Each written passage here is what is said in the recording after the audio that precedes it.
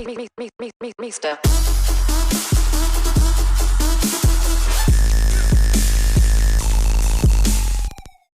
Hey everyone, Mr. Dempsey here. This is a guide for round 9 of the manufacturer series. Let's get this started. First turn, you want to start to brake right after you pass the 50-meter mark. This is a long turn, so you want to try to get yourself reasonably close to the curb that is on the left. Once your car is starting to point away from the stands that's on the right, that's when you can start to fully accelerate. Try not to touch the grass as that's going to interfere with your acceleration. Take these turns at full throttle and use the curbs to help you turn a bit. Just don't hit the start of the curbs as that could potentially mess with your car stability. Then look for the official stand that is on the right as you will start to brake right before you pass it.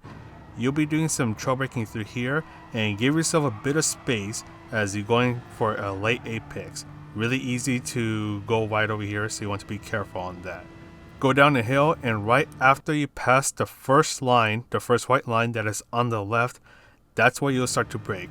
Brake in a straight line and aim for a late apex. Straighten the car out as much as you can because there's a little dip, and the moment you go full throttle and hit the dip, you could potentially lose control if you don't go straight. So then over here, you want to brake as you're turning in, and when you shift down to second gear, at least for the Aston Martin, that's going to have the car bite down and rotate a bit more. Then you can shift into third gear and then continue along.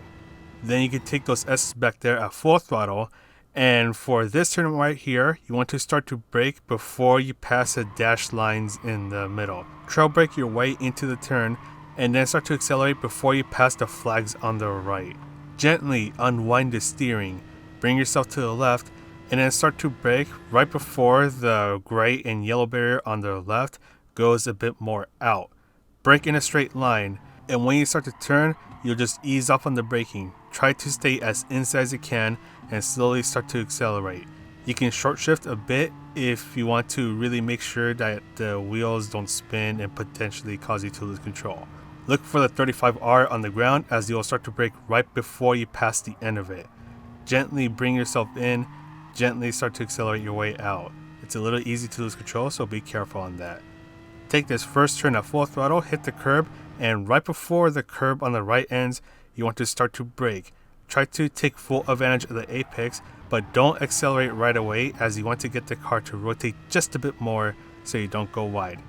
Then for the last turn, brake right before you reach the 50-meter mark, and when the curb on the right ends, that's when you can start to fully accelerate. Alright, that's all for the lap guide. I just wanted to make this one quick because we have a lot to talk about for the pit strategies, so let's go ahead and get that started.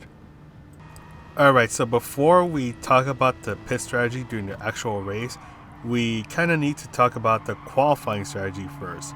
Yes, well, there kind of is one. You just don't really know it until you either find out the hard way or someone tells you, and I'm telling you so you don't experience it the hard way. When you start your qualifying or whenever you're doing an out lap, make sure you of course switch to racing soft tires, but when you're on your out lap, do not push the car. So here in this clip, you see me pushing the car, I am on my out lap, and just take a look at the tire wear on the bottom left corner of the screen. There's already some tire wear, it's already pretty noticeable, and as I go through my actual qualifying lap, the tire is going to suffer more and more, and because of that, my lap time will also suffer a lot. I'll have to slow down to make a turn, or even just end up understeering because there's no grip and potentially end up going off track. So just in a moment, I'm going to start my actual qualifying lap right here, and I'm going to speed it up just so we don't spend all day going through here. But just take a look at how the tires are wearing out, especially the right tires, as we're going through some heavy left-handed turns, especially through these long turns. We have 3 long left-handed turns, so that's going to be accounting for most of the tire wear on your tires throughout the race, throughout qualifying. So yeah, so your tires suffer, your lap time suffers. It's all a vicious cycle. And just in a moment, you're actually going to see me go off track because I asked for the grip but it's just not there. So right here, I just end up understeering into the grass because I'm trying to turn left, and the right tires are being affected because there's no grip. And yeah, so let's go ahead and see the time we get, 218.8, and yeah, that's not a great lap time for me. And let's go ahead and go to one where on my out lap, I am a lot more careful. So when we approach the hairpin, just take a listen on how I tackle these turns.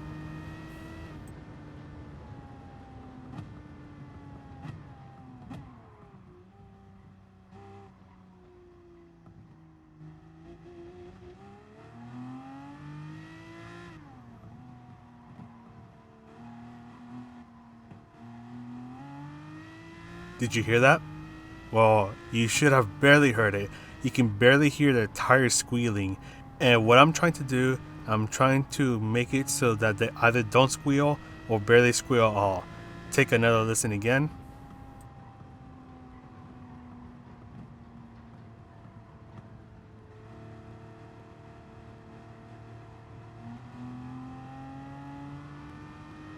And once again, I'm just taking care of my tires because I want them to be in their best shape when I start my actual qualifying lap.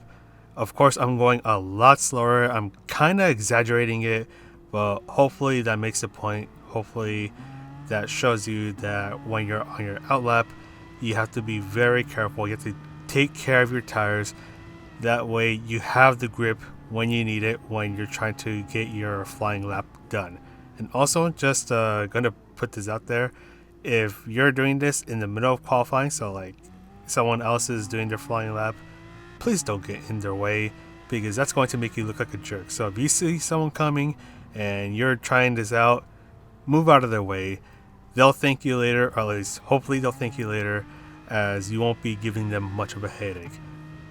And as we're about to start the lap, just look at how different the tire wear is when I was just driving super carefully compared to when I was pushing it from the very start. There's barely any noticeable trace of tire wear on this stint compared to the one from earlier.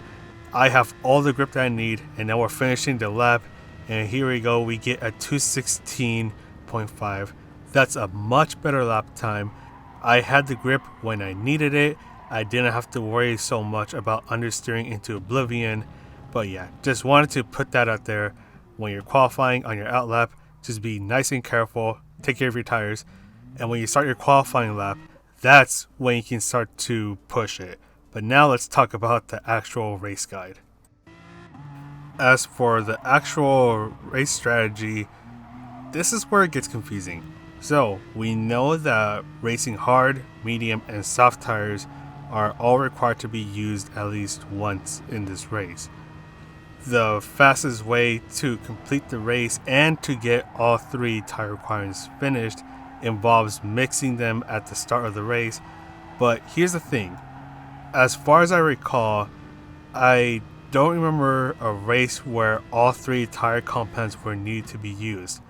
And this kind of creates a situation where those who want to start with two tire compounds at the start and then finish with one, it kind of creates that risk because we don't know if using two tire compounds at once will satisfy the requirements for those two, and then you can just go on to, let's say, the last one, and then you'll be home free. We don't know that, so it's going to be risky if you try it, but it's the fastest method that is known so far. I do recall in one of the recent races I was in where racing hard tires were required, and someone put them in the rear of the car and put racing soft on the front of the car, and that worked, right? I mean, it doesn't matter whether racing hard tires were, as long as it was being used, it satisfied the requirement. Now, will it apply with two tire compounds being used at the same time? That's up for us to figure out. Okay, so as you see on the bottom left corner of the screen, I'm starting with racing hard tires in the rear and racing medium tires in the front. If it goes to plan, that should get two of the three tire compounds out of the way right then and there. So then you'll be doing this stint for 3 laps, And I think in this video I actually did 4 laps, but just do 3 laps with it, then go into the pit stop, and that's when you swap out for racing soft tires, and that'll satisfy your final tire requirement, and you're basically home free. Okay, so let me just get this stated again. Start with racing medium tires in the front, racing hard tires in the back. Then at the end of lap 3, go for racing soft tires. End of lap 7, racing soft tires again. And at the end of lap 10, that's when you go in for soft tires. And if you are short shifting throughout the entire race, you should be able to have just enough fuel to make it to the last pit stop, and that's when you refuel. If you're revving it out too much, you'll have to pit at the end of lap 7. As for the second strat, instead of starting with racing medium tires in the front, you start with racing soft tires in the front.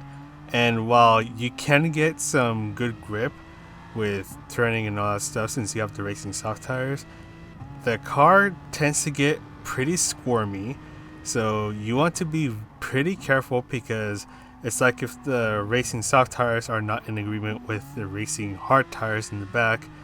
So you want to be careful to try to prevent the car from sliding around, because that's going to burn your tires and is going to eat your time. Even though you're only doing it for 3 laps, that could mean a world of difference, because then at the very last stint, that's when you go for racing medium tires instead of the racing soft tires. And if you're like me, who tends to forget stuff, well, this stint is definitely not for you, because if you forget about switching over to racing medium at the very end, if the multiple requirement thing goes to plan, but you end up forgetting about racing medium tires, then you're going to end up with a beautiful 20-second penalty, and you don't want that. And last but not least, we have the super basic strategy of starting on racing soft tires, then pit at the end of lap 5. So really try to stretch out the tire life of the soft tires. Go for medium tires at the end of lap 5, don't refuel. Then at the end of lap 10, that's when you go for racing hard tires and refuel. If you short shifted, you should be able to last all the way until you pit in for the last time. And it doesn't matter which strategy you're going for on that case. But yeah, if you want to be super safe and definitely get all 3 tire requirements out of the way while not being the fastest, then the third strategy is the way to go. But anyways, that is pretty much all for the guide. I know this went a lot longer. Really sorry about that. Hope you all found it useful. Feel free to let me know how your race goes. This is Mr. MCA, wishing you a good race, and I'll see you in the next video.